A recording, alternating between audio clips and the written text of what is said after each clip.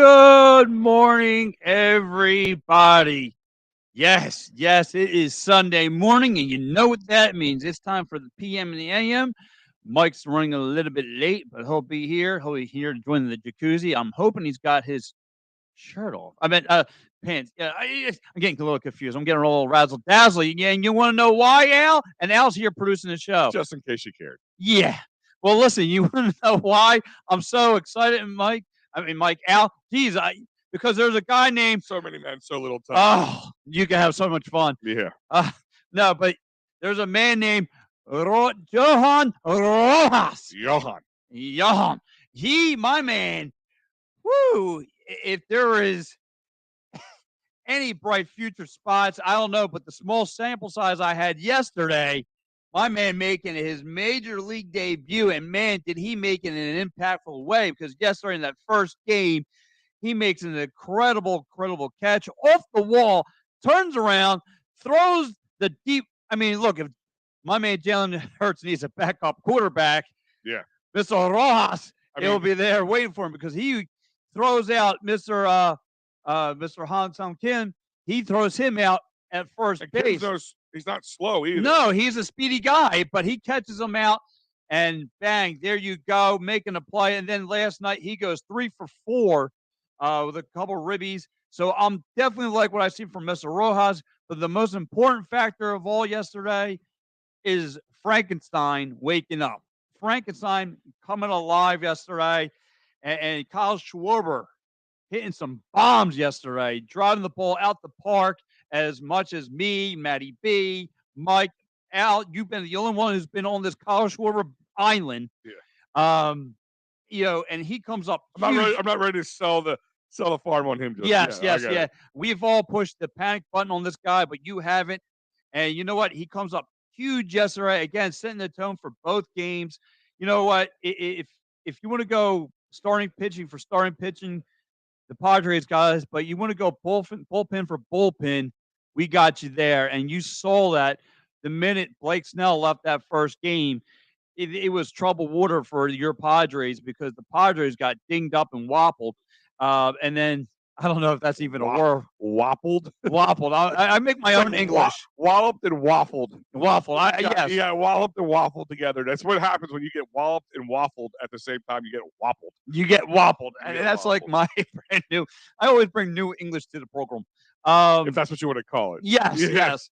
And then, of course, ending the first game, again, Kyle Schwarber with a nice ribby. Again, just lightening up Bryce Harper, getting on the scoreboard. How about Bryce Harper?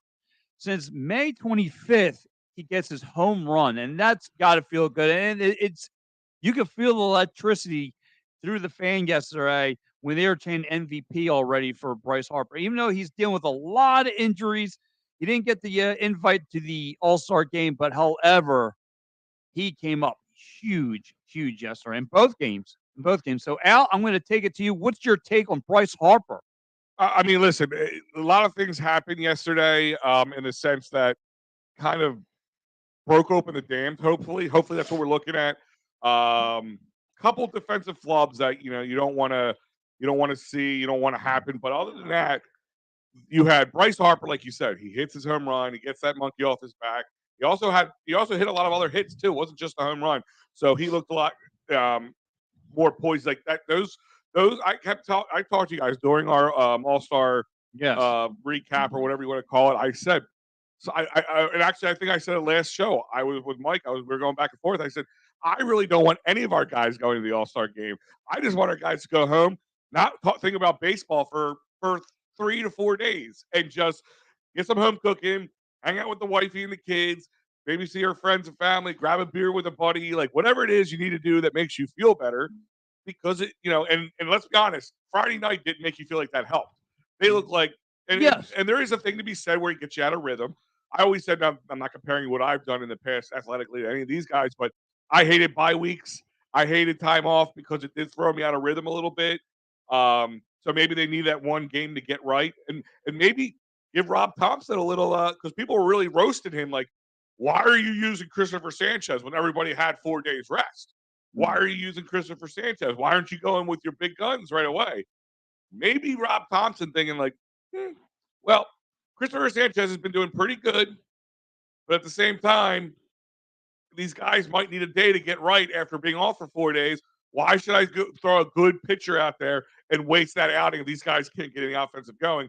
And obviously, it was the right thing to do because Chris Sanchez only let up 3 runs in that game. Correct. And so again, you go back to Friday night game.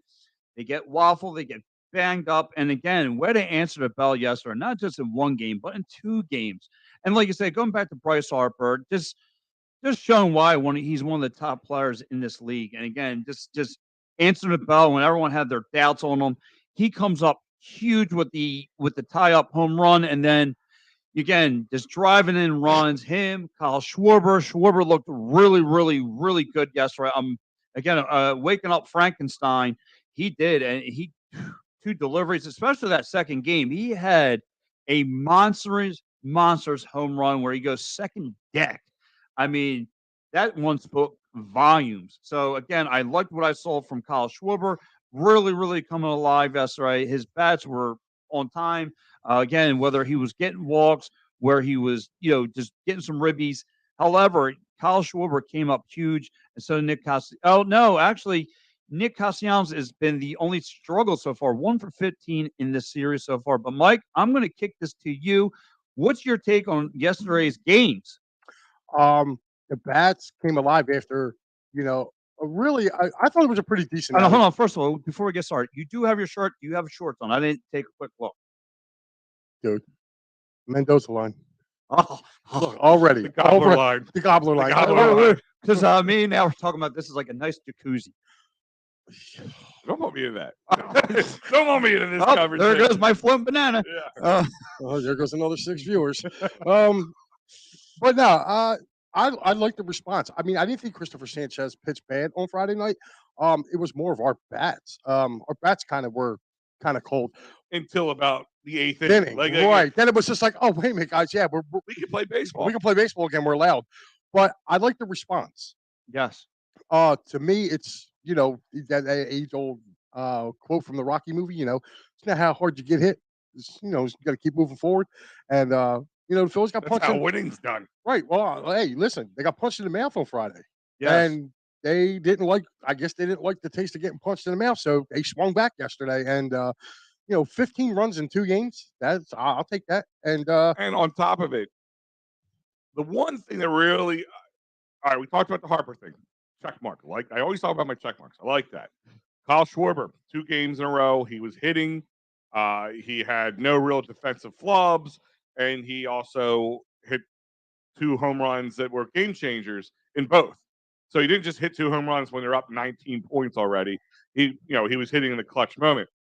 But right before his second one in the second game, the thing I like to see, Garrett Stubbs again, who's the king of the bunt, by the way. Like he just he can tell that ball where to go. The ball don't tell him, he tells the ball. And then you had young guys who stepped up, were able to get on in front of him, and then he hits a home run then. It's like, again. Yeah, how about that kid, Rojas? We were just talking about. How about him? I mean, I said one for 4. 1 of 2 things was happening yesterday. Because was it not year and a half ago we're talking about we don't have a center fielder. There's nobody nobody can play center field. Nobody. Yeah, and this kid comes now up. We got center fielders coming out the nose. Right. Well, I think, to be honest with you, and you got to give Bill Furman a little bit of credit because I kind of sniffed this the same as he did. I think they brought him up to showcase him because I think where I was going. Yes, I think he's going to be more of a showcase talent. I hope they don't. I hope they keep getting it.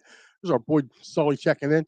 Harper hitting a home run could be huge if he gets some of his power back. We're going on a run. Yeah, it's not just the power either, Sully. It's the fact he's hitting. He's hitting. Yeah, I agree with Joe though on that one. It was good to see Harper break out of that schneid. Fuji saying what's going on. What a great sweep by the Fightins. Yep. Actually, a food said that. Do you guys consider it? I know they call it a gentleman sweep or something like that. Right? No, it's a. Well, they got to play today. Double header sweep. They call it. I don't think they're going to get that game in today. There's no way. Not with all this rain that we have coming today. There's no way. The only people that might have a game is you and I. Yeah, probably. Yeah. Speaking, that's why I wasn't here on time. I was finishing up, duties. So he was taking a poop. No. Oh, okay. See? Oh, okay. Just want to make sure we're on the same page. Look, there you go. You had to bring it up, Al. You just had to bring it up. But no, getting back to the Phillies yesterday. You know what else I was starting to like too is, I think now it gets Thompson's rotation kind of set. If you're taking a look, Wheeler's had a nice, or Wheeler and Noah both had a nice extended, you know, break Yeah, over this. So plus it gets them back to back now. correct. If you look at it, if you look at this, you're looking,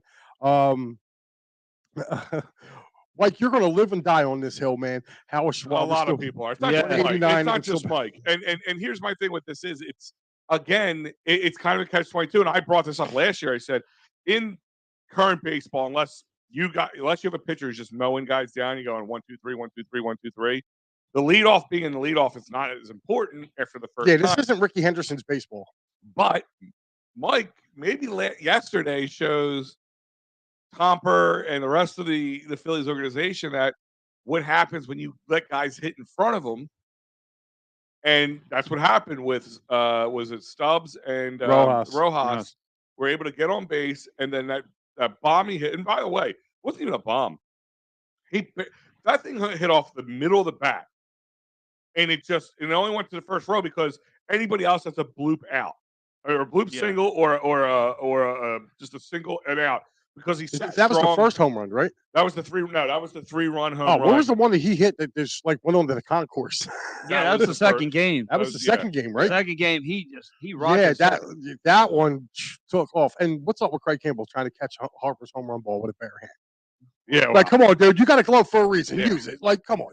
Like, I don't want to hear now. Like, he's got to go on a 15-day DL because he's got a bruised pitching hand. Good morning, Teresa. Yeah, that's What's me. up, It's me mother-in-law checking in. Oh, okay. que pasa? What? Que pasta. Que pasa? Means what's up? Okay. It's que pasa, not que pasta. Well, Look, he got pasta on the brain already. It's Sunday. It's Sunday. That's right. I forgot. You got pasta? You having pasta tonight? We'll talk about that later. I'll have other things too. Oh, Jesus. And real quick, guys, I'll remind you that this show is brought to you by Sherry'sTickets.com. I go to Sherry's Tickets. All of us go to Sherry's Tickets when we need tickets because right now, if you want to go to a Phillies game, and unless you want to sit in like the worst seats available or standing room only, you can't go online and get them. So you go to Sherry'sTickets.com, get the really good seats, no hidden fees, and save yourself an additional 10% off by using that promo code EOP10. That's right, EOP10 will save you 10% off. Go to Sherry'sTickets.com, and that's not just for sports, concerts, theater events, you name it, they got it. Go to Sherry'sTickets.com, and we will be having another return guest today with Mr. Party on Broad himself. Yes. Dives will be joining us for our new. This is like our sequel. Yeah, our new. We're going to be doing the top 10 athletes of And Philadelphia sports. Yes. This is all time. All time. So I made He sure. got the ball last week. Yes, I did. I fold the sword. I take it. Did you say you swallowed the sword? Yeah, we all know that. Swallows No, I said I was taking this. Never mind. swallows it, falls on it, slaps it Takes around. it. Falls in on it. Yeah. Oh, Rise Jesus. on it. I mean, Poor Monique. but anyway, listen. Again, to the Phils. Again, Nick Castellanos right from the door is struggling. Like I said, 1 for 15. It doesn't matter because somebody on this team is stepping up big time. Whether now it's Schwarber in this series has looked really good. Bryce Harper, Alec Bohm. I think Alec Bohm's been unsung in this series Oh, because he's knocking in runs and he's been knocking in hits. The one thing I do worry about, not with him per se, but he's part of it, a little bit with the injuries. I mean, everybody's getting these little tweaks. Like you saw him, he was. Listen, the Phillies Sosa. Phillies were blessed though a year ago. You know what I mean? We were really kind of healthy last year. So I mean, I just look at that as playing baseball. Luckily, it's not been any of the big key players, but I mean, Alec Bohm would be a big one. Even Sosa, because you're running out of third baseman. The heck was that? That's your dirty porn. What? Whatever it is on your laptop. Oh my God! Oh, that was just on. I was just my notes. I hear some. The funny thing, and if you go to Pat's porn folder, it's not even what you think. Like most people, it's just pictures from like the Food Network. It's a Food Network. Food. Yeah.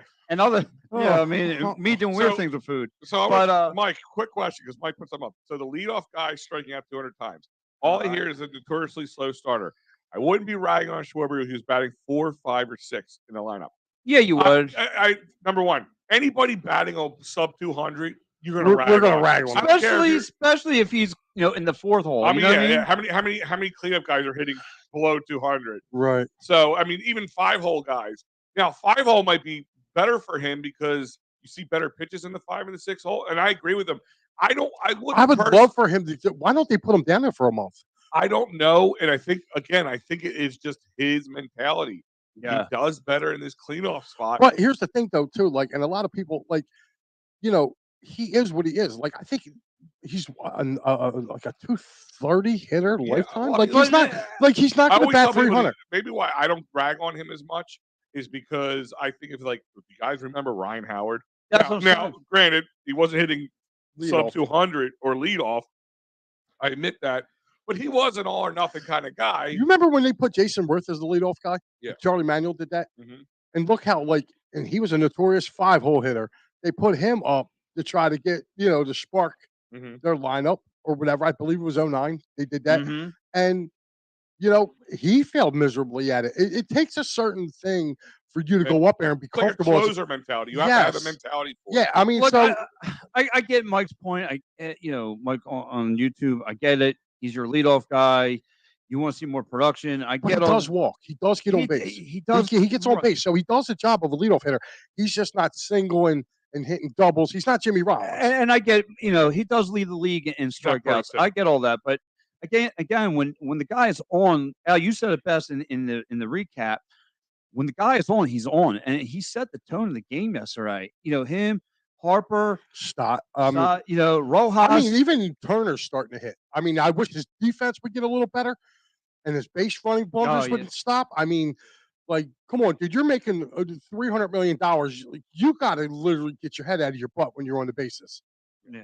So, listen, everything Mike's saying, right here, it's true. I mean, I'm not going to sit here and oh, Mike, you're an idiot. You know what you're talking about. I'm going to tell you right now, you're not wrong. It is just I think we need to get out of the mindset of the way this team is structured. That we aren't going to have a prototypical leadoff guy with Kyle Schwarber. The Phillies have a unique lineup. If you look at it, their lineup is unique.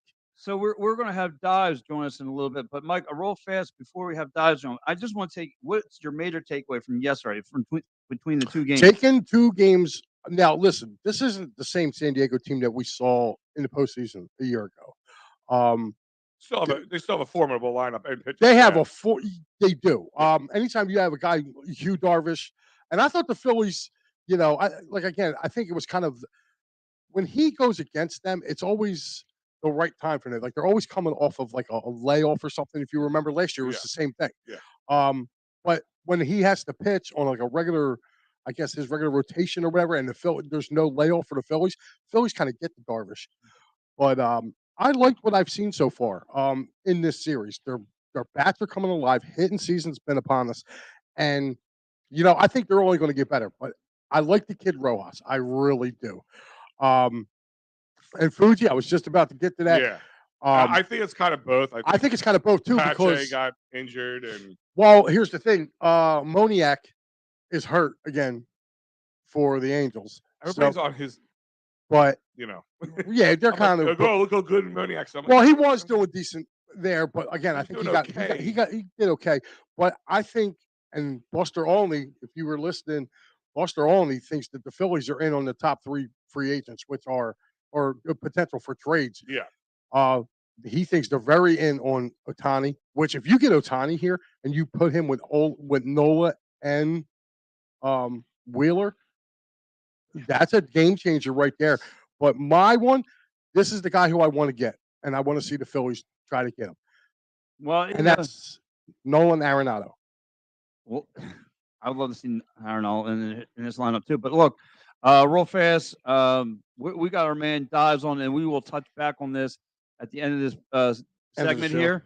So anyway, let's bring on the man now. My man, you can catch him every Thursday. You can catch him everywhere here on Edge of Philly Sports. He breaks down Sixers Summer League. You catch him every Sixers post game, Eagles game. This guy is in the laboratory 24/7 here on Edge of Philly Sports. My man Dives, what's going on, Dives? What's going on, guys? Happy Sunday. Happy Sunday to you, sir. buddy. Come on, Dodge. So, Dives, last week you've been part of the part of this movie here. Now we're on to the sequel, and last week we put on current top 10, Philadelphia athletes. Now we're going to do greatest Philadelphia athletes of all time here in Philadelphia sports. So, Mike, I'm going to lead off with you. Who do you have in that 10 hole? Mine's going to shock you. Okay. I'm going to go with Ricky Waters, Okay. and I have a reason for that. Sure hope so. Ricky Waters was in that kind of infancy stage of free agency. He was really kind of the first kind of big name that the Eagles went out and got on that Ray Rhodes team to get that Ray Rhodes era started. Now, granted, he was only here for 3 years, but I felt like he had much of an impact for the Eagles at that time. Coming here, it made the Eagles a perennial playoff contender. I think they made the playoffs. All 3 years he was here. Mm-hmm. So, I mean, for that's why I put Ricky Waters on there, and he's a local guy. He's out of Harrisburg. He didn't get us to where we wanted to go, but it felt like he kind of opened the door with, because NFL free agency was kind of new. Like I said, at that point in time, it was only like a year or so old, maybe 2. So him coming here really kind of changed it, and then other people started following suit coming to Philly because Ricky Waters signed a major deal coming here. It was, like I said, it was only a 3-year deal, but that's why I have him on our list for top 10. Plus, I don't think he gets a lot of love, as he should, being a former Eagles running back, because that dude literally carried those teams. Right. So that's my number 10 is Ricky running Waters. Ricky Waters. How about you, Al? Number 10. I'm gonna go Chase Utley at number 10 for you guys. I mean, listen, you're gonna see a lot of theme on my list here. Most of these guys on my list are gonna be guys who brought championships and had longevity in this team, in this city. And Chase Utley's one of them. He's a beloved guy. No matter what uniform he wore, he could wear a Dallas Cowboys jersey to a Phillies game, and I still don't think they'd probably boo him a little bit, but they wouldn't hate him. He will be forever beloved in this town. But he played from here from 2003 to 2015. He's the guy that everybody knew gets compared to one way or the other. If the guy has good work ethic, if he's the kind of guy who'll stand in the box and not be afraid of taking a pitch, it's always going to be, hey, he's the next Chase Utley. You know what I mean? So Chase brought the first base MLB championship to the Philly town since 1980. And he was a big part of that moving forward in 09, 10, 11 part. 6-time All-Star, 4-time Silver Slugger, and like I said, a 2008 World Series champion. You can't ask much more than your number 10 in the top 10 list. I got him. I got him in my honorable mentions. Okay. Dodge, who do you have at number 10? Nice. All right. I'm also going to shock you. If everybody knows me, college basketball, college football, my 2 favorite sports. Love them, love them, love them. I'm gonna go with a guy from Chester. I went to Temple, and some of my best moments in my life was partying down at the Palestra, watching Philadelphia basketball. So I'm going to roll with arguably the face of the Philadelphia Big Five, Jameer Nelson of St. Joe's. This guy had a breakout freshman season, National Freshman of the Year, NCAA AP Player of the Year for the 2004 season, John R. Wooden Award winner, Naismith Men's College Player of the Year. That backcourt of Nelson and Delonte West, man, one of the most exciting backcourts in Philadelphia history. So I'm going to go Jameer Nelson. Jameer Nelson. All right. I actually got a chance to know him a little bit. He's a good dude, too. I'm going to get my number 10 coming in. I'm going to go with Mike's favorite hockey player of all time, Eric Lindros. Eric Lindros had 8 years here. He had a lot of really a lot of good seasons here. 94, 95 MVP. 100, his best. That's when he had 115 goals multiple times in the All-Star game. Again, Lindros for me at number 10. I'll take Big E all day. He was must-watch TV. You couldn't take your eyes off of him. to me, I went into I was growing up. He was my first beloved superstar in the city. Again, took us to the Stanley Cup Finals in '97. However, just got outplayed by a better and way better Detroit Red Wings team. But however, like I said, he put a lot of time in here, and I think we can all voucher that the last time we had a superstar like this was Lindros. So yeah, I got Lindros at number 10. Mike, number Okay. 9. My number 9 Philadelphia athlete, Darren Dalton. All right, it's a good one. It's a good one. Darren Dalton. I got to meet him a few times too. He's a good I met him twice. God rest You know, his the soul. guy, you want to talk about, like, that dude was the captain of that 93 team. Oh yeah. He was like, And any one of them will tell you that. yes. And then and you could just see he was a leader from, I remember him coming up as a rookie. Used to go to a lot of games at the Vet, man, in the mid 80s when the Phillies weren't so good. And Dutch seemed to be really, really good.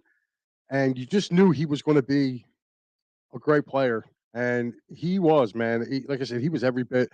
That dude was the general for that 93 team. If you stop and think about it, what was it? The year before, he was damn near won the Triple Crown. Right. I think he had the most RBIs, and I think he ended up losing the home run race like on the last day, and he fell just short of the batting title in '92. So, yeah, my number 9 is Dutch Dalton. Going Dutch. I like it. Al? Going Dutch. Yeah. Number 9, and again, like I said, you're going to see that most guys on this list are guys who did things for this town that will never be forgotten, no matter how old they are, or how timeless they become. And number 9, I got Mr. Bernie Perrant, the best goalie in Flyers history. I mean, the saying was only God could save more than Bernie Perrant. I mean, That's a good one. And something my grandfather used to say to me. Still, like to the day he died, he would say that to me. Great, like I said, greatest goalie in Flyers history. He won the Vezina and the Conn Smythe 2 years in a row. In the same 2 years they won their cups. 47 regulation wins in 1973 is still the NHL record. Hall of Famer, you name it. He's just a great dude. And there's no reason he's not on your top 10 list. And I mean, he's one of the coolest dudes still at his age. He's still like the cooler than the other side of the pillow, Mr. Bernie Perrant. Oh, lovable guy. How about you, Dives? Who do you have at number 9? Number 9, I'm going to go Charles Barkley, round mound of rebounds. That's a good one. How many guys at like 6'4" can average nearly 12 rebounds for an NBA career, man? This guy was a versatile scorer. He was a willing passer. 6 straight All-Star games with the Sixers, man. One of only 4 players to record more than 20,000 points, 10,000 boards, and 4,000 assists in his career. Most notably, he entered the NBA on the Sixers team led by Moses Malone and Dr. J, and he wanted the ball. Like, he had no fear, extreme confidence, put up 14 points and 8.6 rebounds per game as a rookie. He might be number 9 on my list, but if this list was a collection of like Philly sports stars I'd love to get drunk with, he'd probably be number 1. That might Charles be next Barkley, week's. I think that's a good one. That's a good one. Yeah, we should do that. Keep our list going for the summer. I think the Philly sports athletes I would want to get drunk with. Absolutely. All right, mine at number 9 has to be Donovan McNabb. I know it's an unpopular pick, but for what Donovan has done, I think people overlook him. I mean, we've all loved the Brian Westbrooks, the B-Dogs, but I mean, his numbers again were really good. I think he's just shy of a Hall of Fame. Again, over 3,875 yards in that 04 run. Again, taking us to the Super Bowl.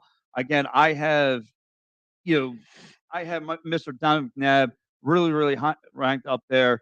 Did a phenomenal job with this team. Again, when I went from the Iverson era, to me, he was that era of Eagles football was that was the next move. So again, I have Don McNabb at number 9. All right, Mike. All right, I'm gonna go with my number 8, and this is gonna be a throwback. This guy for the longest time, was you identified him as the Eagle, and his hatred for the Dallas Cowboys, you could just feel it. And he was the type of dude, he would rip that cowboy helmet off and throw it back at him. I'm going with number 66, Bill Berge. Had a chance to hang out with him on Friday night too. What a good dude. Yeah, very nice guy. Very, very nice guy. Like I said, you're going to see a lot of some older guys with me. Since I'm the elder statesman here. But yeah, I was very fortunate. I got to see Berkey towards the tail end of his career. I was still a young kid, but I got to see him play, and you could just tell, man. Like that's what to me when the hatred for your rivals, the players felt that, Yeah. and Mhm. he became. I mean, if you remember, the Eagles got him for nothing just because he wanted out of Cincinnati because Cincinnati wasn't going to pay him. Mhm. And they got him like Cincinnati basically gave him to us, and he was a Pro Bowler with them. So yeah, number 8 on my list, the legendary Bill Berge. Bill Berge. Okay, okay. Al? Again, keeping with my list of winners and longevity, Mr. Jimmy Rollins, J-Roll, the most iconic baseball Philly in probably the last 30 plus years. I mean, we mentioned a lot of names, but the guy you think about, especially when you go back to 2000 and on, if you're going to put a face to the name of the Philadelphia Phillies, it was Jimmy Rollins. 2000 to 2014, 2000 NL MVP, 3-time NL All Star, 4-time Gold Glove winner, 2007 Silver Slugger, and of course the '08 champion himself. And the team to beat. Whoever doesn't remember that, the team to beat, and he backed his words up. So Jimmy Rollins will forever, and it's a good list when he's sitting at number 8. Yeah, absolutely. Guys, who do you have at number 8? We're gonna get to Jimmy Rollins very soon. Number 8 for me is B West, Brian Westbrook, man. Burst out of the scene at Villanova, was one of those like unknown running back prospects. Andy Reid loved him, and man, did that pay off. Westbrook had so many incredible moments in his Eagles career. A lethal weapon, a Swiss Army knife for any offense with his running, his receiving ability, man. He was just as good of a receiver as he was a runner, man. He was a 2-time Pro Bowler. In 2007, led the Eagles in scrimmage yards with over 2,000. He kind of passed the torch there to LaShawn McCoy, but I like LaShawn McCoy, but not nearly as much as I love Brian Westbrook. To me, Brian Westbrook at number 8. Number 8 for Dodds is B West, and for me, I am going to go I'm going to go again to the Birds. This time on the defensive side of the ball, I'm going to go one Reggie White. I got Reggie White at number 8. Wow. Yeah. I can't wait. I can't wait to see. 7 through 1 is, but keep going. I got again. His resume speaks for himself. 2-time NFL Defensive Player of the Year.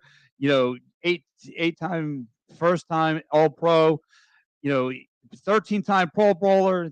2-time sack leader. Again, this guy was a beast. Minister defense. I'm just so mush mouth right now. Minister of defense. This guy was really, really good. Again, Reggie White is my top 8. I love Reggie. The first Eagle I ever fell in love with was Reggie. So yeah, give me Reggie at number 8. Mike? My number 7 is going to be the guy who likes to party out on City Line Avenue with hula hands, Allen Iverson.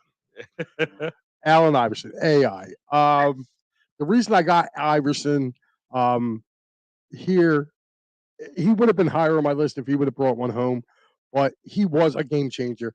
6-foot guard, was not scared to go into the hole.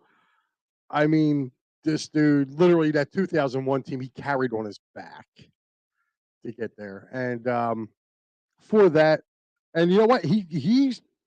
That's what made the Sixers a winner, was the day they drafted him. A lot of people talk about, everybody's seen the highlights of his rookie year, him crossing up Jordan and scoring on the greatest basketball player in our lifetime. Anyway, but yeah, I'm gonna go with number 7, Allen Iverson. Allen Iverson. All right.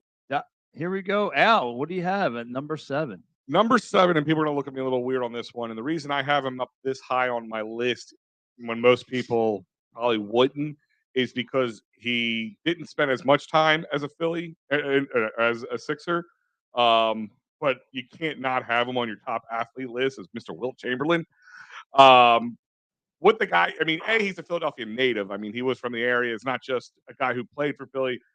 He was a Warrior, not as much as a Sixer, but he still was able to bring championships. He was able, what he did on a normal basis, if you put him into a video game, would be a cheat code. So Yeah, he scored on the court and off the court. yeah, right. My man had some numbers. Funny story though is I had a guy who lived around here who was a friend that I knew from going to the gym and all that stuff. It became like a friend over time we would talk to. And I don't know if he was always kidding around, but he would always say he was one of the illegitimate children of Wilt Chamberlain. Like he just told people this randomly. Nobody asked him. But yeah. I'm pretty sure there's a lot of Chamberlain kids popping up where places. He sowed more seed than he did dunks. That's for sure. Yeah. But I mean, like I said, short time in the Sixers uniform, but what he did, everybody knows the notorious 100-point game. One of the reasons maybe I have him higher up on the list because some of those things are it could have been fabricated. We don't know because nobody was there. I think in the arena only fit like 5,000 people, but 20,000 people said they were 200,000 people saw it somehow. But all 3 seasons as a Sixer, he won the MVP. Who could do that? Nobody does that. Like I said, 27 points, 24 rebounds, and 7 assists per game, all time. You can't beat those numbers. So I have to be with Mr. Wilt Chamberlain. Wilt Chamberlain at number 7. Freak athlete, just a freak athlete. Yes. Guys, who do you have at number 7? I already touched on it, but it's J-Roll, Jimmy Rollins. An amazing switch hitter, could do equally well from both sides of the plate, could run, excellent base stealer, tons of triples in his career, man, especially during his prime. Excellent defensive player. I think the biggest thing about Jimmy Rollins is his durability. He rarely missed games. He was the 2007 National League MVP. But the most amazing stat about Jimmy Rollins is he holds an MLB record that probably will never be broken. In 2007, he played 162 games. He leads the MLB with 778 plate appearances in that season, which set the MLB mark. And you look at kind of this career or this new MLB that has load management and mental health days and all the above. So I don't know if that's ever going to be broken. So Jimmy Rollins for me, number 7. Number 7, J-Roll for my man Daz. All right. Number 7 for me, Dr. J. Julius Irving. Dr. J at 7? I got to see who number 1. Now he's got me wanting to know, Me Dive. too. I got to see who his number 1 is. All right, go ahead. It's me, silly. Yeah, okay. 16-time All-Star, 5-time All-NBA. Again, bringing this Sixers city a NBA championship. I love Dr. J.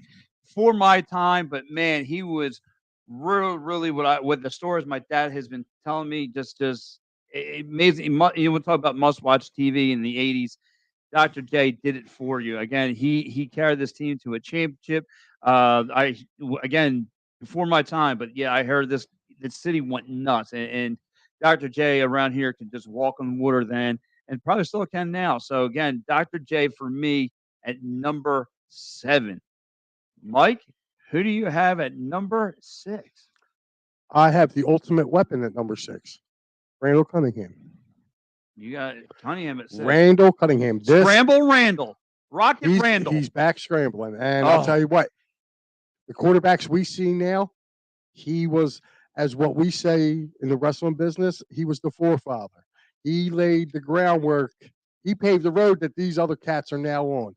Guys like Jalen Hurts, Dak Prescott, go down the list, Malik Hooker, all these kids that are down there that are now coming up.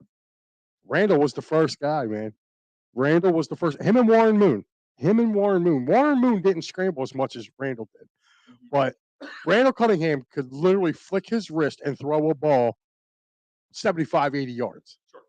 I mean, one of his greatest plays, and I'm not, I'm kind of going to show my age here, but I was a preteen watching that game where he ducked Bruce Smith in the end zone and hit Fred Barnett for a 95-yard touchdown.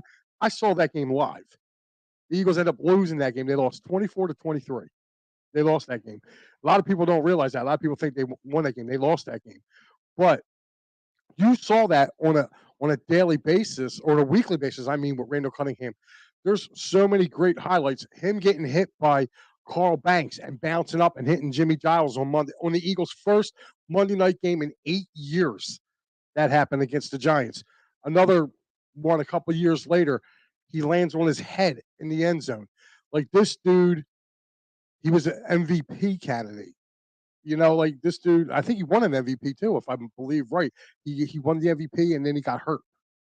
Is that I the believe, okay? I didn't know you're talking about. right. So I think in '91, I think he got the MVP. I'm not, don't hold me to that. I know one of those years he won the MVP. Because he was the Eagles offense. Mhm. And if Buddy Ryan would have ever put anybody, if he would have put a half decent offensive line in front of him, the Eagles would have been the team of the decade. Buddy Ryan was just worried about defense, and that's what ultimately cost Buddy his job. But my number 6, Randall Cunningham. Number 6, Randall for my man Mike. 90. And for 90. you, Al, number 6? Number 6 on my list is kind of going back to what somebody already said. Is Mr. Allen Iverson. The only thing that probably keeps him on number 6 is because he just fell short of that championship. Some of the off the court antics, which hurt him and hurt Philly. But the guy was able to work with a bunch of all we talk about is putting really good guys around and beat just one superstar short of a championship. This guy didn't have any other superstars around him. He had a bunch of guys who could play defense. He had role players. But the guy's size, the guy's ability, the way he worked is nothing short of amazing. If he could have one other star player, not even a superstar, just a star player, could have been a world of a difference. Watch him do it. And the only thing that could stop him in that team was a Kobe Bryant / Shaquille O'Neal driven Lakers. I mean, just take that back for a second. And that's why people go, I don't understand why, from outside there, I don't understand why Allen Iverson doesn't get so much love, all this, never won anything. I said it took Kobe Bryant and Shaquille O'Neal to stop him. Hold on, you're forgetting who else? I mean, they had Robert Horry on that team. They had Rick Fox on it. Like they had a star-studded team. Oh, I mean that was here. It's just like anybody like playing against Jordan in his prime. Like how many good teams could have won? Like you hear like Karl Malone talk about if it wasn't for Michael Jordan, I could have. You hear a lot of things about that, and it was the only thing that could stop Philly from winning a championship that year was that team. Let me ask you a quick question. What's that? I mean, it's for everybody. Dibes too. Do you think the Sixers would have won one if they would have kept Jerry Stackhouse? The combination of Iverson and Stackhouse? Because Stackhouse was a good player coming out. Well, you say Dibes, you kind of got cut off there. No, I don't believe so. I mean, both wanted the ball, both wanted that high usage rate, both wanted, those high usage rates. So I don't think it would have worked out. They envisioned that, Allen Iverson to run the offense. I think that was made pretty clear. Okay, there you go. Dodge, we got you at number 6. Dodge, who do you have? All right, I'm going to go left field with this one, and I'm going to go Bernard Hopkins, my number 6. Good one. Wow. I was thinking about him too. His style was well-rounded. He was a guy who could fight and smother his opponents inside or out with his elite IQ, capitalize on the slightest mistakes, man. He got his first middleweight strap in 1995. He defended it 20 times, beating the likes of Felix Trinidad and Oscar De La Hoya. He was the first man to claim undisputed status in the 4-belt era. He was also the oldest fighter to hold the undisputed middleweight and light heavyweight titles, and the oldest ever world champion, man. A distinction formerly held by the great George Foreman. How do you not have Bernard Hopkins on this list, man? He was the image of longevity. Yeah, and again, I know a couple people that knew him. Great middleweight fighter. Yeah, I saw some I know it's two different sports, but I got to see a little bit of him and when the Wayne Train was here. Him and Wayne Train were training together because Wayne Train has some boxing background, so that was an interesting video to watch. But yeah, other than that, man, these two guys, Bernard Hopkins, man, the fight like you said with Del Hoya and so forth, man, they were really really exciting. And beginning that was the early 2000s run he had, so that was really really fun to watch. And the best part is he got to get his revenge against Roy Jones. Yeah. Because the second time he fought Roy, he beat the hell out of Roy. Beat So the bricks off. I enjoyed that thoroughly because if you ever go back and watch that first fight, like that first fight was just he got robbed. Yeah, absolutely. So for me at number 6, I'm gonna go with Al. I'm gonna go Allen Iverson. I would have had Iverson a little further up there. Again, it's just it's a shame because if he would have had just a little bit more talent around him, he would definitely would have had a rock here. Again, taking game 1 from that nasty, nasty, incredible force of Kobe and Shaq and that Lakers squad. Again, pretty much a man alone on an island going against the David and Goliath kind of a battle there. You really, like Mike said, alluded to earlier, guy is not afraid to take it to the hole again, only being 6 foot, man, but he was pesty. Again, his resume speaks for itself. MVP, scoring champion, 11-time All Star, 2-time All Star game MVP game. Uh, again, how you wanted. Led the steal leader 3 times. Again, rookie of the year, 97. This guy was really, really solid. Again, Allen Iverson was just the workhorse. Again, we all know his off the court issues, him complaining about practice, but man, the guy was really, really a workhorse. And we all alluded to, if they could just build just a little bit more of a talented roster, uh, he would have went all in for a championship. So yeah, I got Allen Iverson at number 6. So now we're down to the top 5. Mike, and who is number 5? Uh, I'm gonna go with the one with the goalpost for teeth, Bobby Clark. Oh, all right. I'm gonna throw Bobby Clark in there. Back-to-back Stanley Cup champions, longevity. I mean, a lot of people kind of soured on him later on because Yeah. of his role as a GM, but as a player, he was loved in this city, hated everywhere else, and we kind of like that. Being a Philadelphian, um, he was a multiple-time All-Star. Uh, so my number 5 is the toothless one, Bobby Clark. All right, I like it. Al?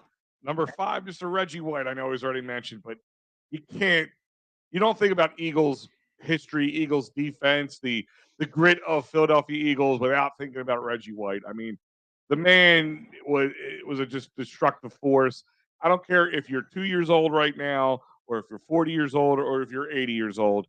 You knew who Reggie White is. You know the fear that even his name will still send shivers down the spine of players who play today. I think a guy that there's many times you said, hey, if we took this guy from this time period and moved him here, would they be able to play? I think you could put Reggie White pretty much anywhere in any decade, and he would be the best of what he does. Listen, offensive tackles were a little like that. That's when they were just starting to be like over 300 pounds and stuff like that.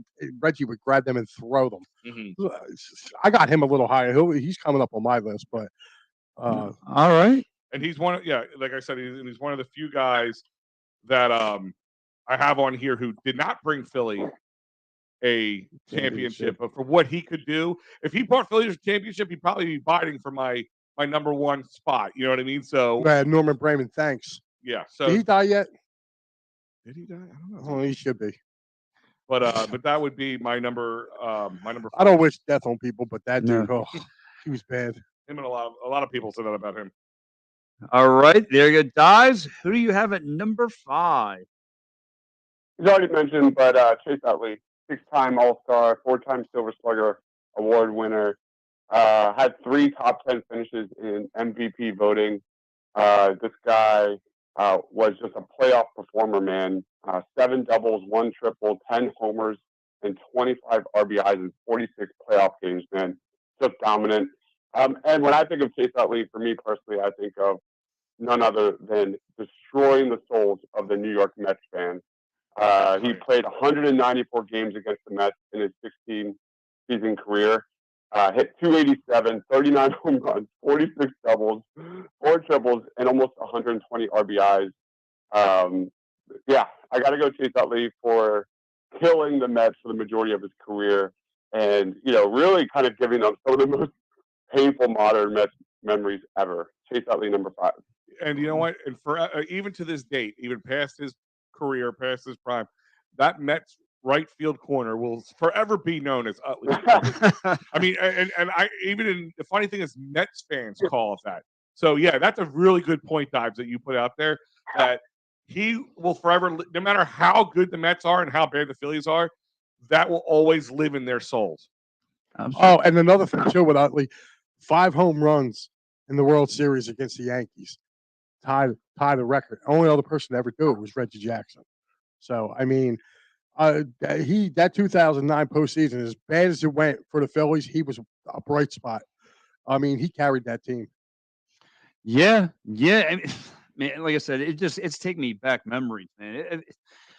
Well, look, for me, it goes back to that '08 team, just a different player. I'm gonna get Ryan Howard up here at number 5. I got Ryan Howard, 3-time All-Star, world champion, MVP '06, Rookie of the Year of '05, Silver Slugger, Hank Aaron Award, Rookie of the Year of '05. Again, this guy was really, really solid. Being on the cover of that video game, that summer of '06 when he was just smashing the balls out of here. Again, it kind of was like the turning the page of the Phillies from being dead weight to kind of opening your eyes, like, okay, we got a player here. And then again, '07 they had that run. They make it the first round of the postseason. And then after that, man, it was, want to see if this was a fluke year or this is going to be real. And this team was real. And kudos, majority of it was from Ryan Howard. Yet he didn't have the greatest batting averages, but I mean, his power, his him launching that ball out of here was a big contributing factor of why this team, did what they did. And again, I think of all the first basemen who play that position since then, and I can't find a guy who can replace Ryan Howard. So yeah, I got Ryan Howard at number 5. Ryan Howard's a good one. The only reason he made my honorable mention, I'll be honest with you, he's on my honorable mention list. Because when I did this, I'll be honest with you, I found my top 10 of all 4 major sports, whittled it down to my top 5, and whittled those down to a top 10 of all of them. Ryan Howard didn't make my list just because, yes, you're absolutely correct when you said, but once he got figured out a little bit, and his later in his career, he kind of just fell off. The reason I put like Jimmy Rollins and Chase Utley above him is because they were timeless in the sense that they continued to produce even later in their career. And that's the only reason. That's the only reason I wouldn't put him on my top 10. Well, I mean, yeah, like I said, you're bringing a good point of them going on to being guys, but I mean, here in Philly, man, he was a beast. And again, the Achilles injury, we all jumped down his back and all that stuff, but again, again, what for me, what turned the page to on this Phillies season, again, being dead weighted was his run in '05 and '06. It was like, okay. And then him setting records and all that stuff. Again, 2-time home run leader, 3-time RBI leader. Really, really, like I said, set the tone of this Phillies team for that great run they had. So, Mike, I'm going to go to you, number 4. My number 4 guy is also somebody who was already said, and also a member of that 2018, Jimmy Rollins. And the reason I have J-Roll up at number 4 is what you guys all have said so far. But the best part is I hate the LA Dodgers, and Jonathan Brockton still has nightmares of Jimmy Rollins because he could not get Jimmy Rollins out in the postseason. For 3 straight time or 2 back-to-back years, he haunted Jonathan Broxton, and even in countless, regular season games as well. Jimmy Rollins was clutch. I think probably the best clutch hitter of that '08 team in the playoffs was Chucho Ruiz. Mm-hmm. Behind Chucho Ruiz was Jimmy Rollins. You needed a big hit, Jimmy Rollins got it. Okay, so for me, and his longevity, Dibes brought it up earlier. His longevity, Jimmy Rollins didn't take days off. He played every day, and he backed up what he said. The Mets fans are still like, I can't believe this guy said they were the team to beat, and y'all proved it. So, with that being said, and I also think too, and I'm going to say it now. I think Jimmy Rollins is a future Hall of Famer. I believe so Yes. too. A lot of people call me nuts. I think he's going to get in. A lot of people say it's a little nuts for that, but like I think what Dive said, the only guy who's won 162 games alone should put you in the conversation. He has a world champion. There's no complaint there. He's been an MVP. He backs his words. He's got a couple. Well, I mean, he's been a couple World Series. So I mean, yeah. So no, Jimmy Rollins to me that's my number 4 as far as Philly all-time Philly athletes. And at one time, as you talked about the Johnson, the Broxton one, I had to get a sleep study years ago, and I'm watching the game, and they said you have to turn your lights off at like 11. I don't know what 10:30, 11. And it was the game where the Dodgers were in town. The Phillies were down 8-1. It's in the 9th inning. They bring in Broxton, and they come back to win at 9-8. Yeah. And that was the one I always think back to that when the ladies like, you got to turn your lights off. I'm like, you can come over here and pry this remote out of my cold, dead hand. I am not taking it. It's funny you mentioned that. Me and my ex-wife went to that game. Oh, yeah? And my brother. Yeah, my brother. Matter of fact, I gave my brother my tickets. My neighbor gave me better tickets. So I gave my brother my seats. He went and sat in my seats. Me and my ex-wife went and sat and we watched that game. And we were just like, because I remember we all went out to we went to McFadden's right there. And we got to our seats roughly around the 3rd inning. We were like, wow. Because remember, they jumped on them quick. Yeah. And we were just like, wow. And then all of a sudden, they came back and won it. Yep. And guys, I want to remind you that this show is brought to you by PhillySportsTrips.com. If you wanted to go to the PNC game at Pittsburgh this month, you waited too long. I've told you guys a million times. They sell out for a reason. Great price, great experience. PhillySportsTrips.com. The next one they got coming up is the trip to San Diego in September. I'll have to give you a reason to go to San Diego, but a better reason to watch the Phillies take on the Padres, which could be a very pivotal moment into the playoffs. So go to PhillySportsTrips.com. Check them out. Tell them EOP sent you. There you go. Oh, and real quick, sorry, guys, I got our ugly mugs back. Yeah, look at me. Shrek's brother. But that's I guess we're on. I'm on my number 4. Yeah, Michael Jack Schmidt. I mean, if I really have to go into this very much with anybody who knows anything about Philly sports, but at number 4, Mike Schmidt. Now, he wasn't a man of the people until after his career for the most part here in Philly, but he is now. He's beloved now. He kind of did get off on the right foot during his career. But one of the most memorable things is his retirement speech, I'm sorry, not his retirement speech, his induction speech, when he just said, let's be friends. Like he said, let's bury the hatchet. I wasn't the best to you. You guys weren't the best to me. But I love you. Let's move on. Let's move forward. And ever since then, people loved him for it. But how not? I mean, the best third baseman in Major League Baseball in most people's eyes for the most part. Remember hitting that 500th home run, the whole 9 yards. He is Mr. Phillies baseball in the last 50 years, and 40 to 50 years in most people's eyes. Big reason that the 80 championship happened and why they had a big run in the 80s, Mr. Michael Jack Schmidt. Michael Jack Schmidt and number 4 for Al and Dives. You are on the clock. Number 4 for me is Allen Iverson. For me, at least, the greatest pound for pound pure athlete I've ever seen in my lifetime. 2001 MVP, 11-time All-Star. You look at this guy, his usage rate ranks 4th all-time behind Jordan, Russell Westbrook, and Kobe Bryant. 7 top 10 MVP finishes. Ranked 8th all-time in points per game, 4th over the last 50 years, and he ranks 3rd in points per game in the playoffs, man. Love the stage, love the biggest stage. That ranks he's 3rd in points per game in the playoffs behind Jordan and Luka Doncic. So, you're talking about longevity and durability, man. Nobody from the last half century comes close to AI when it comes to minutes per game in the regular season or postseason. He played 41 minutes in his career in the regular season, and in the postseason, 45 plus minutes per game in the postseason. Think about that. It's insane. And he's the only player with career averages in or out of the playoffs exceeding 25 points, 6 assists, and 2 steals, man. And that's not even accounting what he's done for the game off the court. I mean, just in terms of culture and popularity, he's just my number 4. Number 4 for Dives is AI, and I'm going to go with Mike on this one. Number 4 is J-Roll. And number 4 for Jay is again three-time All-Star, World Series champion, 207 MVP, Golden Glove winner, again Silver Slugger Award. This guy is stolen base leader. Again, this guy really set the tone for, you know, being a great shortstop. To me, in my lifetime, I know there's like the Ozzie Smiths in the world, but for me, J. Roll, from me growing up, was the greatest shortstop. I mean, he's again, nothing got by him. And again, I know little people get upset with him because they said he didn't show enough hustle in his run, but God, he showed up to every game. And to me, the whole reason why this Mets and Phillies rivalry got started was because of J. Roll and his comments, saying we're better than those guys and they know it. And yeah, so to me, I got J. Roll at number 4. Like I said, just you can't not knock J. Roll again, bringing this town a championship and for his hard play. So yeah, I got J. Roll at number 4.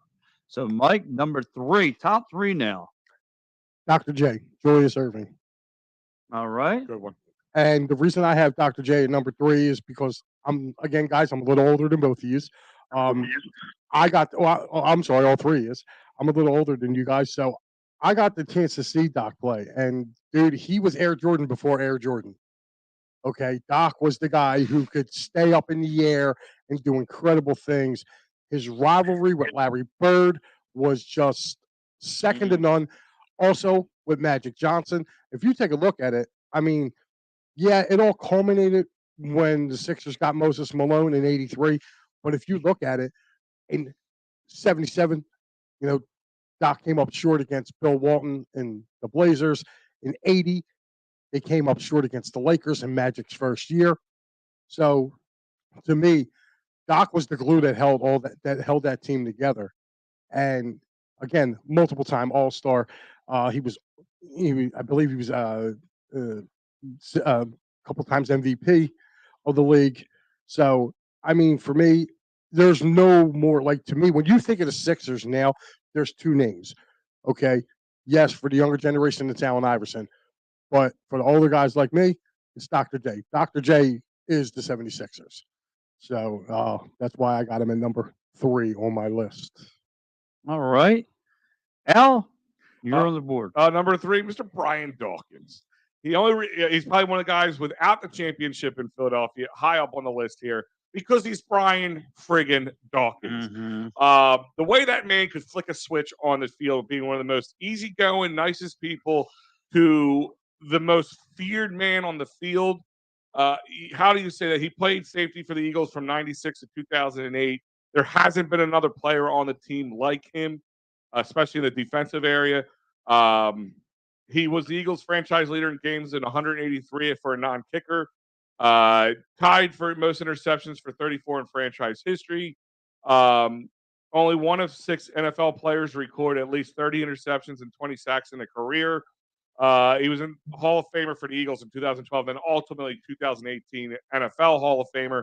And if you didn't start crying during his induction speech, and then what came out right about that, what he dealt with, the mental issues that he dealt with, the depression he dealt with, where he was very candid about even possibly taking his life at one time during this because he put so much pressure on himself. Because if anybody remember that at the same time that this was going on, was the Phillies paying homage to Roy Halladay and his wife and kids out on the field. So if you flip from one channel to the other, it was no dry eye in the city of Philadelphia. But ultimately, Brian Dawkins will be top of the Eagles list for a very long time coming. Only one guy putting that number 1 spot in pushing him back to number 2. But it's Brian Dawkins. That's all I have to say. Oh, well, yeah, that's a great selection. So, guys, who do you have at number 3? Yeah, this might surprise some. I really don't get emotional with some of these guys, but this one I did, and I don't know why. It's just he's my guy. He's on my Mount Rushmore, pound for pound, one of the best players at his position at the time. Number 3 for me is Roy Halladay. It's a different Doc. And you look at 18 complete games as a Philly, 5 shutouts, 2 no-hitters. One of those was in the playoffs, which was his first career playoff start in 13 seasons. The guy was an absolute workhorse. His average number of innings per start was 7. Kurt Schilling is the only pitcher since 1999 with a better ratio during his career. When he passed away, man, that ruined me. That one hit hard. Mm-hmm. And I don't know if we were going to rank like must-see TV athletes, I don't think I've ever missed a start from Doc. No. He was that much fun to watch. When his stuff was on, he was unfreaking hittable. So for me, I'm going to go Doc, Roy Halladay. Yeah, another one that I could definitely put up there, and the only reason I didn't probably put up there is because his career wasn't as long as it was in Philly. But you're right, he's up there, and you must see TV is absolutely correct. I agree with you. I probably didn't miss one at all because if you guys remember when he had that shutout, that complete game against I think it was Miami, right? Mhm. Marlins, yep. Yeah. Yep. What was going on at the same time? Stanley Cup. Yep. And I'll be honest with you, I was going back and forth. I had 2 TVs on, but I was more focusing on the Roy Halladay thing. So I was. I'm the opposite of you. I literally had the Flyers on my big screen, and I had the Phillies on my computer. yeah, but I probably started with the Flyers as number 1, but I'm like, I gotta watch this. So yeah, Roy Halladay's a good one. And talk about another, just eye opener. Unfortunately, after he passed away, finding out things about what these guys go through. And a good read. I have it. I read it. Was the Roy Halladay book. I read that thing twice actually. It's really good. The things he went through and how he was knocked down in the early of his career. He wasn't. He had to go back down and kind of reset himself. So when you see guys struggle and they have to go back down, you remember even some of the greats had to do that. So Roy Halladay's a really good choice. Yeah, absolutely. And to piggyback off that, like and unfortunately I was down at Florida at that time, so obviously I didn't get to see much of the Rehab. Flyers. Stanley Cup. I got to see the Phillies and Marlins, and I saw what Roy Halladay did. And to piggyback what you guys are saying, he was must watch TV. Every time he took the mound, you had to watch him. And I went down to DC to go watch him and destroy the Nationals. So again, I was locked in on Roy Halladay every time he took the mound. And again, not just being up on the Marlins, but you remember he had 09 run. He had a complete game against the Reds to set the tone of that postseason run. So it sucks he wasn't able to bring the World Series at that time, but still, man. Yeah, and to piggyback off Dies, man, when he went down, man, it broke my heart. So really, really, really just exciting TV. And he was, again, I have a handful of guys who were must watch TV, and he's on that board. So for me, number 3, and I'm going to go with out here. I want to go the X weapon himself, the Wolverine, Brian Dawkins. Again, been here 12 seasons. Again, 9-time Pro Bowler, 5-time first time All Pro. Again, first player in history to record a sack, interception, forced fumble, touchdown. Uh, again, you want to talk about must-see TV. If you weren't in Midnight Green, he was going to wreak havoc for your squad. And again, you had to keep your eyes on him. You didn't know if he was going to pop you with a sack and come up with an interception. He was all over the field. Just like you said, the nicest guy off the field. But when it came play time, yeah, he was a scary individual to deal with. And again, getting inducted to the playoffs, to the Hall of Fame in 2018 was something to watch. And again, I love B Dog. Again, one of my favorite players. So go ahead, B Dog. So Mike, number 2. My number 2 is the Minister of Defense, Reggie White. The reason I have him at number 2 is very simple. The Eagles weren't good. Really after their 80 Super Bowl appearance, from 80 to like 86, the Eagles were horrible. They were posting like 4 and 12 records every year. They were, they just weren't really a good football team. When they did the supplemental draft and they got Reggie White, Reggie White changed it when he got here. Reggie White got here, I believe, in 1987. It was Buddy Ryan's second year. Buddy Ryan came over in '86. His second year, the Eagles end up getting his rights after the USFL. 85. Was it 85? 85 to 92, he was an Eagle.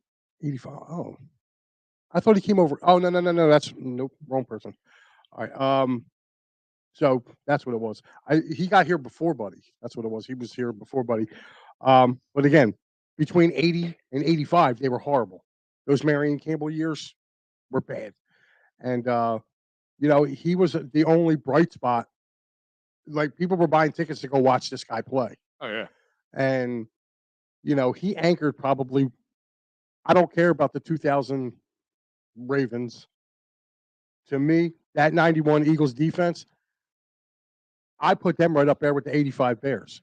We just didn't have the offense to go with what the 85 Bears had.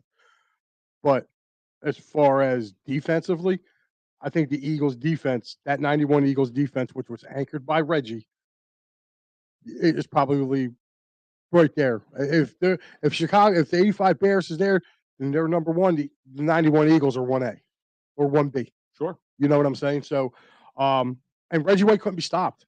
He could beat you in so many different ways. He was virtually an All-Pro every year. He held the sack title for the longest time. You know what I mean? And it took Bruce Smith. Now, you want to talk about a dominating player? Bruce Smith had to play 5 more years longer to catch Reggie White. Think about that for a second. Wow. He had to play 5 more seasons to catch Reggie White. And Bruce Smith was as dominant as they came. So for that reason and that reason only, Reggie White, my number 2. Reggie White at number 2. I like it, Mike. Al. All right. I kind of already alluded to my number 2 is because I said Brian Dawkins has always been number 1 in fans' hearts, especially in the last 25, 30 years. But one guy that might push him back to number 2 or 1B, and talk about pound for pound player, because he's not the biggest in his position, but he has been instrumental in bringing the Eagles success that they've had over the years, bringing the Eagles their first champion or Lombardi Trophy, Mr. Jason Kelce. Now, it sounds like an emotional pick here, but if it wasn't for Jason Kelce this whole time, shocker, the lineman's picking the center. Yeah, right. If it wasn't for Jason Kelce, this team he is a true leader, not of just the O-line, but he's a true leader of this team. Talking about his, we all think about what life would be post Jason Kelce, even later in his career. It will be difficult, even with a guy who's as good as could be in Cam Jurgens or anybody else. But always known as not the biggest guy, but he is out there pancaking dudes. He knows everybody else's position better than they know it. And he is just a man of the people, Mr. Jason Kelce, number 2. Ooh, nice pick. Yeah. Guys, who do you have at 2? Number 2 is Brian Dawkins. Just who doesn't love Brian Dawkins, man? My favorite football player of all time. He was the leader of the Eagles' shutdown defense for many years. The kind of player who, if your team needed to send a message, delivered hard hits in the biggest moments, man. 9-time Pro Bowler, member of the 2020 club. Only a handful of players in the history of the game have recorded at least 20 interceptions and 20 sacks. He led the Eagles to 8 postseason appearances, 5 straight between 2000 and 2004, 15 straight seasons with at least 1 interception, man. That's incredible. And he also has 36 forced fumbles, which is the most of any safety since 1980, man. He's tied with Eric Allen and Bill Bradley for most interceptions with the Eagles with 34. Brian Dawkins, number 2. Brian Dawkins at number 2. I like it. For me, number 2 I think is that's a Wings player. no. Okay, I just want to make sure. No. I'm going to go with another Philly, Chase Utley. He spent 11 seasons with the Phils, 6-time All-Star, world champion, 4-time Silver Slugger. Again, his demeanor spoke a lot. Again, you want to talk about, Mike, you're talking about the Dallas and Cowboys rivalry, 2 players. He's another one. Even still, when he left us and got, went to the Dodgers, that we all know that double play that he broke up, sliding in a Ruben Tejada, almost trying to really trying to hurt the guy. Again, he hated the Mets. he lived Why and they breathed. changed rule because of Chase Yeah. Utley and sliding. And to me, like I mentioned earlier about J-Roll being the best ever shortstop, to me, in my lifetime, he's the best ever second baseman. And you, like I said, I'm probably forgetting about some of the few guys who kind of come through here, but again, and we're already comparing the first thing when we talk about Bryson Stott is going right to the Chase Utley routine. So when you're going there, it tells me a lot about this guy. So again, one of the key pieces to that '08 championship was this, was Chase Utley. I mean, I watched him play that position very, very well. Again, a guy who didn't take things lightly. He was, and you saw it sometimes when he was not in the lineup. I want to say that injury, hurt the team for a while, but when he got back to the routine, man, he uplifted the team and took it for a long, long while ride. So I got to go Chase Utley at number 2. So Mike, Hold on 1 second. Because I know we're getting our number ones, but the number one in defense is Mr. David Archeri. He will take care of you. Get hurt at work, hurt in a car accident, personal injury, criminal law. David Archeri is the man. You call him 610-565-0300 or go to cherryinjurylaw.com. He is your number one when it comes to your legal needs. So Dave Cherry is the man. So check him out, cherryinjurylaw.com or 610-565-0300. And real fast, one thing about Chase Utley, 259 home runs. I mean, my man was stacking. My man was crushing some balls. But yeah, Mike, to you, number 1 on that list. Well, overall. Let's see. Number 1. Well, let's see. Everybody's just been talking about him. It's Weapon X, Brian Dawkins. And the reason why is if you take a look at some of the Eagles' safeties over the years, we've had some pretty good ones. Okay. Starting from when I was a kid, you had Wes Hopkins and Andre Waters. Wes Hopkins he would take your head off, and he was the nice guy. Andre Waters would hit you. He didn't care, coming from that. And then you see Brian Dawkins. Like Brian Dawkins, he changed the thought process in the NFL of what a safety should be. He was the prototype because look what came after him. Ed Reed, Troy Polamalu, these, safeties, the Earl Thomases. Brian Dawkins was the prototype. He was the one, and you got to give Jim Johnson a lot of credit. Jim Johnson put Brian Dawkins in and used his skills the best way that he could. And he ended up, his Hall of Fame was well deserved. Again, I went to a game in 2010 out in Pittsburgh. Guy looked at me. I was wearing my Dawkins jersey. He laughed at me and goes, huh. I looked at that dude dead in the face. He was wearing a Palomalu jersey. I said, listen, dude, I like your free safety. I said, but your free safety is nothing more than a prototype. I said, our safety is the prototype of what your safety wants to be. I said, and both of them, I said, will be in the Hall of Fame. Yeah. I don't think Troy Polamalu, when it might have said, I want to be Brian Dawkins. I don't think Brian Dawkins ever said he wanted to be Troy Polamalu. Right. Like, if you listen to Ed Reed said it best. He was like, when they brought up the name Brian Dawkins, he said, he is the prototype. He's what we modeled our game after. Again, Ed Reed's a Hall of Famer. Mhm. So, and I think that goes with anybody. If you're always Chase Utley again, like everybody gets compared to him, especially in Philly when they come up and they're young, they're good infielders, they have a good work ethic. When you're going to be that consideration to be the top comparison, that and I'm not bringing up his holds a lot. I'm not bringing up his stats because he's already been mentioned, and all the stats have already been put out there. I'm just putting it like, to me, he redefined his safety position, and when you can redefine your position, no matter what sport it is, to me, and he's Philly. Just take a look.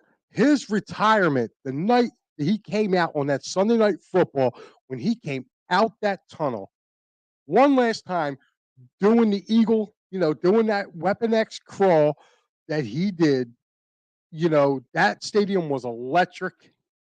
It was just something that, and even when he came back with us a Bronco, the guy left the field. Well, we all knew. tears. Listen, and here's another thing: is we talk about the Eagles learning from their mistakes over the years. One of the biggest mistakes they knew they made was when they let him go, and that was something that I think still, they think about when they make decisions is the Brian Dawkins decision. I think Howie Roseman, and then put it up on the refrigerator and go, we can't let this happen again in this organization when we have a player like this. You know, Steve's saying it right here on the messenger. He is an idol that will be forever. You know, us younger guys, even we think about what our parents say.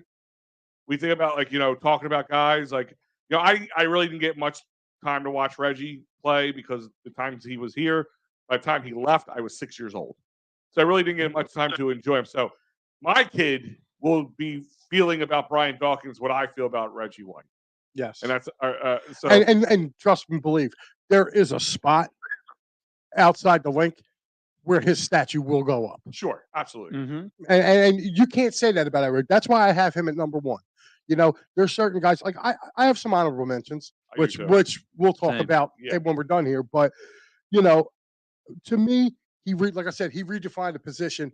And if you redefine a position, and just he left everything out there, and he identified with the city.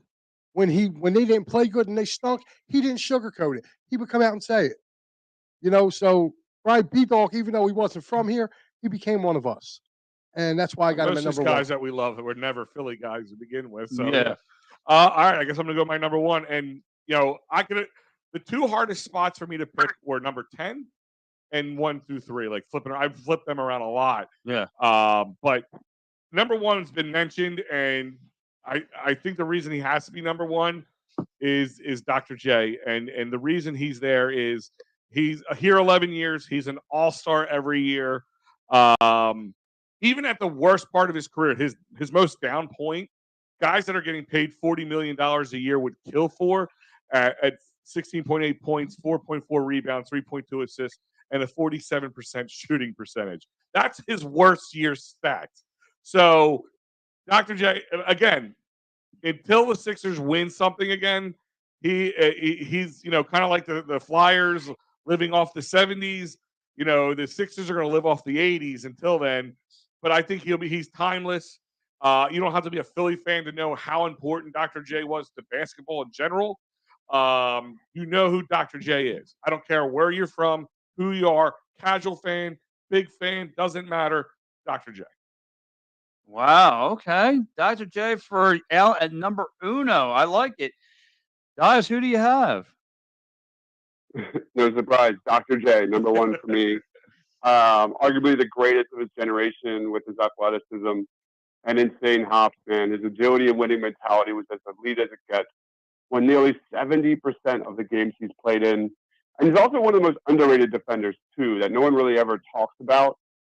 His popularity is off the charts, man. When Dr. J's in the building, you just stop and listen. That's the kind of like aura he brings. Before everybody wanted to be like Mike, everybody wanted to be like Dr. J. One of 4 players to crack 30,000 career points. Dr. J, number one. Dr. J, number one. So for me, at number one, we said him earlier. I got to go Bernie Perron. And I got Bernie Perron at number one because, one, he's a 2-time Stanley Cup champion back to back. Again, at the time when this team, all they knew was fighting, this guy had his skills. I mean, his skill set, like you said, Al, no one say more than God. Well, guess what? He was just about that. I mean, 271 wins. Bernie Perron, again, you talk about hockey, and the first thing you think about on your Mount Rushmore as far as Flyers is Bernie Perron. I mean, Bernie was, again, an MVP to the team.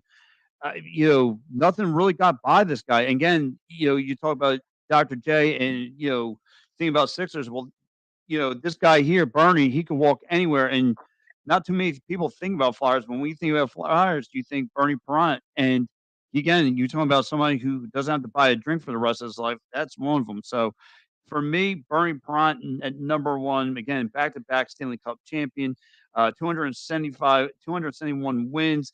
Again, really, really helped win this team with back-to-back Stanley Cup. So, so for me, Bernie Perron at number one. It's funny to talk about having a drink with Bernie Perron. I actually had a chance to. He's a dinner a couple times with him. He's a really good dude. Tells the best stories. And what a ladies' man. It was just, we always talk about Wilt and all this stuff. He tells a story about how he would invite girls back to his when I go back to my apartment. You know what the name of his boat was? What? My apartment. Really? Yeah. Yeah, he's he's a crazy dude. it's weird. Like I met him at a food store. I met him at at a ShopRite, and just hearing the accent and just man, it just like I said, it does. Every Phillies favorite French Canadian. Yes, he does swipe you off your feet with with his accent. But yeah, I can't think of anybody else who again we talked about all these great guys who come through Philly, and yeah, and like Mike, you said, becoming one of us. Bernie is one of us, and again, and it's weird, when you come across these guys and you talk about other sports, it's weird for him, hearing him, I'm just thinking when he wants to talk hockey, like the one time I got the chance to talk to him in the grocery store, he was actually wanting to talk birds. Like it's funny to hear guys talk outside of the norm, and him breaking down the Eagles football and all that stuff. It's funny to hear that, but again, once you're here, man, you engrave yourself and you are beloved. So, but guys, real fast, who do you have for your honorable mentions? Mike, I'll go to you. I'm just going to run down my list real quick. I got Eric Lindros, Mike Schmidt, Barkley, Utley, Jerome Brown. Go on. Okay, Larry Boa, and my last honorable mention was Steve Carlton. Steve Carlton. I'll run Okay. down my list real quick, and my list are guys who are really good. There's only maybe trying to think here, 2 guys. And remember, I told you my toughest spots to pick were 10 was actually tougher than most spots because there's so many guys I wanted in my top 10, and I had to make a decision. And 2 guys who there was about 3 or 4 guys who I had in my top 10 who just didn't make it in my eyes. Nick Foles, of course, bringing the first Lombardi Trophy here. Bobby Clark. I mean, there's not we've said enough about him. So those 2 are my 2 guys that I wanted to put on, and I was trying to I had moved them, the 2 of them, and Chase Utley in and out a bunch of times. But my other is McNabb, Lindros, Barkley, Westbrook, because guys who are great, guys who had the ability to be what they were, unfortunately, we just fell short of bringing that championship. And there's one other guy I put on this list. I would put on the honorable mention list, maybe because if we're just talking about freak athletes, but we're dealing with right now, Joel Embiid, freak athlete. Got to give the guy credit where it's due. It's just the other issues that we're dealing with, which would not make him crack this list. Yeah, maybe if you look back on his career, maybe 10, 15 years from now, that might put him on your list. I don't know. He might be on your second tier kind of a deal. Hey, listen, he wins a championship. We do this again in 5 years. You might change your tune. I don't know. Yeah. But right now, no. Right now, I mean, I'm just going by freak athlete. That's the only reason he would even think about being on this list. Guys, who do you have as your honorable mentions? I've got a bunch of guys that are from the Philly area. Didn't necessarily play for a Philly professional team, but Kobe Bryant, Mike Trout, those are 2 that deserve a shout out. Sure.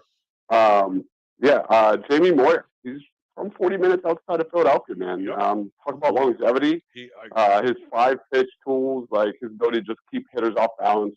He's as elite as it gets, man. The dude played forever. The only guy who has more kids than Will Chamberlain is Jamie Moyer. Yeah. That's like the old joke. That's why he played so long, so he wouldn't have to go and deal with 27 kids and a wife. He's the oldest pitcher to record a shutout and the oldest player in history to record an RBI. Kind of cool. How about Smarty Jones? We're gonna give a shout out. Oh, don't do that! You're gonna get pat rails. Oh, just oh God. I also want to give a shout out to Jim Furich from our area. Actually, from my high school. Okay. 17-time PGA Tour winner, 9 Ryder Cup teams. Made history in 2016 at the Travelers Championship, shot a 58. Only 6 golfers have hit a 59 ever, and he's the only golfer to break 60 twice. Pretty cool.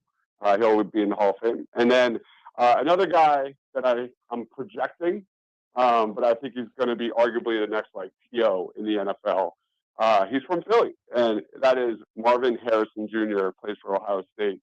I feel like we're going to be watching a lot of touchdowns from Marvin Harrison Jr.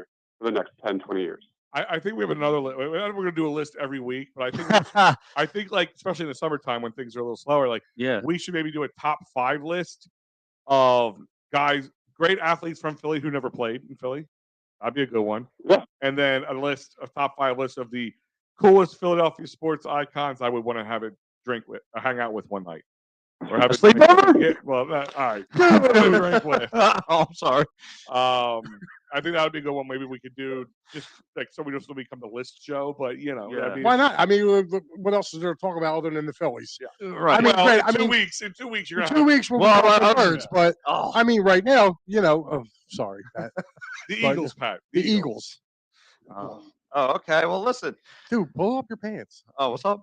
Well, listen. My honorable mentions. Like I said, this is the hard part. But yeah, I got Charles Barkley, Dutch, Flyer. I got to go Bobby Clark, and I got to go Eagles. Scramble Randall. It's tough. Those guys didn't make it as far as mine, but I do have another little set one. I'll just put it like this from the 10 to 21. I guess we could do that for another show from the year 2010 to 2020. Listen, as we can far break as, these lists. yeah, up so yeah, much, just but- for a little longer. But yeah. look, for next week, I do want to get into. I want to touch on this, but we'll do coaches of all time. top 5 or 10. 10 coaches of all time. Okay. And Philly coaches or all time? all time Philly. You Just know, Philly. Okay, so we'll make sure. yeah. So we'll touch on coaches, and because me and Dives were talking about it yesterday about it. So anyway, guys, I want to say thank you, everyone. Go Phils. Hopefully, who do you think is going? What do you think is going to happen with Wheeler on the mound, Mike? I don't think they're going to play today. I think Yeah. I think it's going to be. Oh, I you think we're going to play today? yeah, we're going to end up playing before the Phillies do. So Yeah. hopefully, this weather does clear up, but I don't think it's going to. All right. Well, listen, if it's a delay, listen, we can revamp this whole list again. And of course, Al, what do you think? If there is a game, what do you think the outcome's going to be? I think Wheeler definitely has the advantage as long as we don't have kind of a clunker game like he's had the last couple. If Wheeler's on, this is a Phillies win, and they'll take the series 3 out of 4. So it all really depends on if there's a delay and how Wheeler comes out and plays. But I'm going to go Phillies win on this one. Wheeler 7-4 versus Seth Lugo is 3-4. Phillies have had issues with Lugo, though. If you're going back to his time with the Mets, he's kind of had the Phillies number. So Right. you got to be careful with that. Yeah, well, I think this team will take it. If there is a win, the Phillies will take it. But Dives, if there is a Phillies game today, do you have the Phillies winning? There you go. Oh, he must have. Okay, well, Dives, Dives, I want to say, Dives, It was thanks the for quietest- joining us. It was Yeah. the quietest hang up I've heard. yeah, well, Usually it tells me. All right. well, listen, guys, check out Dives Party on Broad again. I call that man. That man works the laboratory again. Always breaking down Sixer summer leagues, Eagles post game shows here on the EOP. Another guy, All our shorts, content, thing like that. yo, between him and another Joe. guy who's heavily busy here on the EOP network. So, guys, go check out my man Dives. Always killing it here. It's Mr. Crockpot on Twitter as well. Yeah, give him a follow, guys. Thank you so much for this great episode. Again, next week we will be talking some Phils, and we will be breaking down Philly coaches of all time to finish out this And- movie. And we're also going to take a little sneak peek in the Eagles training camp. Yeah, yeah. Oh, We're going to cover that next week as well. Yes. So, guys, for myself, Big Al, and the crazy chicken guy across the table here, have a good one. We'll see you next week.